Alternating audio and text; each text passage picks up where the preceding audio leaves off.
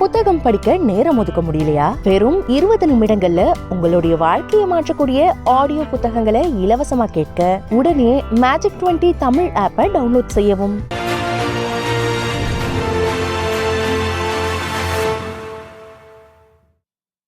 நாளை மறுநாளுடன் பரப்புரை ஓய்வதை ஒட்டி வேட்பாளர்கள் தீவிர வாக்கு சேகரிப்பில் ஈடுபட்டிருக்கின்றனர். தென்சென்னை தொகுதி அதிமுக வேட்பாளர் ஜெயவர்தன் சைதாப்பேட்டையில் வாக்கு சேகரித்து வருகிறார். கூடுதல் விவரங்களை செய்தியாளர் சந்தானத்திடம் கேட்கலாம். சந்தானம், பரப்புரைக்கான அந்த கால அவகாசம் மிக குறைவாகவே இருக்கு. இறுதிக்கட்ட பரப்புரை எப்படி இருக்கு?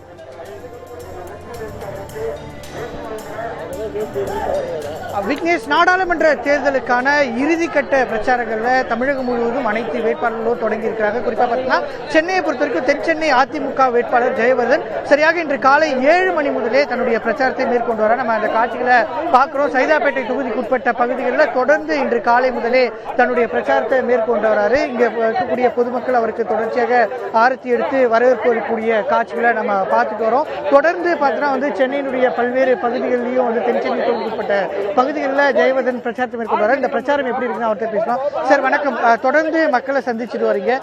தென்சென்னையில பகுதியோட மக்களுடைய வரவேற்பு எப்படி இருக்கு?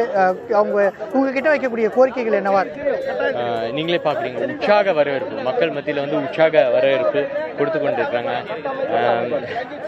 எல்லா இடத்துலையும் பார்த்தீங்கன்னா உற்சாக மக்கள் பொறுத்தவரை தெளிவாக இருக்காங்க. திமுக ஆட்சிக்கு முற்றுப்புள்ளி வைக்க வேண்டும், அந்த மக்கள் விரோத நடவடிக்கையில் ஈடுபட்டு இருக்குது. ஸோ அதுக்கு ஒரு தக்க பாடம் புகட்ட வேண்டும். 2024 நாடாளுமன்ற தேர்தல் செயல்படாத திமுக எம்பிக்கு தக்க பாடம் புகட்ட வேண்டும். அவங்களை பொறுத்தவரை 2024 மிகப்பெரிய அளவில் அவங்க தோல்வி சந்திக்க வேண்டும் என்ற தீர்க்கமான முடிவில் மக்கள் இருக்கிறாங்க.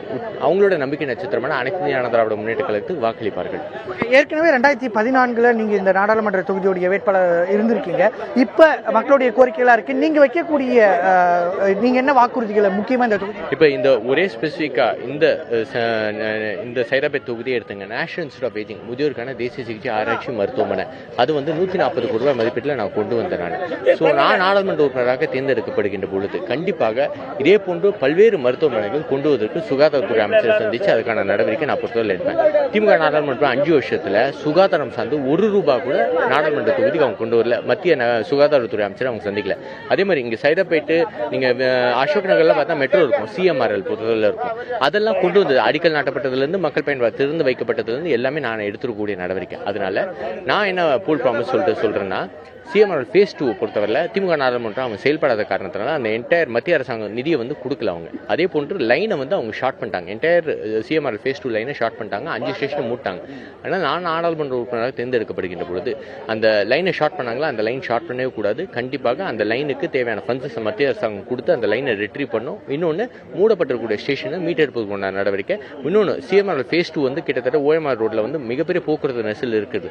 ஏன்னா அது ப்ராஜெக்ட் பொறுத்தவரை 30-40% தான் கம்ப்ளீட் ஆயிருக்கு. ஸோ நான் நாடாளுமன்ற உறுப்பினராக தேர்ந்தெடுக்கப்படும். ஆக்சுவலி என்னன்னா இது 60-70% பொறுத்தவரை கம்ப்ளீட் ஆயிருக்கும் சிஎம்ஆர் ஃபேஸ் 2.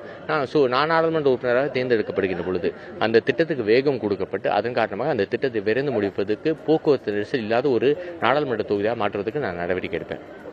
நிச்சயமா நம்ம பார்க்கக்கூடிய காட்சிகளையும் பார்க்கலாம். அவருக்கு சொல்லக்கூடிய வாக்குறுதி பார்க்கலாம். தென்சென்னையை பொறுத்த வரைக்கும் 2 முக்கிய கோரிக்கைகள் இருக்கு. ஒன்று, இந்த ஈசிஆர் ஓஎம்ஆர் சாலைகளில் போக்குவரத்து நெரிசலும், அதே போன்று மழைக்காலங்களில் மழைநீர் தேங்குவதற்குரிய பிரச்சனைகளும் தொடர்ந்து தென்சென்னை பகுதியுடைய முக்கிய கோரிக்கைகளாக இருக்கு. இந்த 2 கோரிக்கைகளும் நிறைவேற்ற மத்திய அரசுடைய வலியுறுத்துவேன் அப்படின்றத முன்னிறுத்தி தற்போது தென்சென்னையுடைய வேட்பாளர் தொடர்ந்து பல்வேறு பகுதிகளில் குறிப்பாக இன்று காலை சைதாப்பேட்டை தொகுதிக்குட்பட்ட பகுதிகளில் பிரச்சாரத்தை மேற்கொண்டு வருகிறார்கள். இறுதிக்கட்ட வாக்கு சேகரிப்பில் அதிமுக வேட்பாளர் ஜெயவர்தன் ஈடுபட்டிருக்கிறார். கள நிலவரங்களை வழங்கியமைக்காக நன்றி சந்தானகுமார். புத்தகம் படிக்க நேரம் ஒதுக்க முடியலையா? வெறும் 20 நிமிடங்கள்ல உங்களுடைய வாழ்க்கையை மாற்றக்கூடிய ஆடியோ புத்தகங்களை இலவசமா கேட்க உடனே மேஜிக் 20 தமிழ் ஆப்பை டவுன்லோட் செய்யவும்.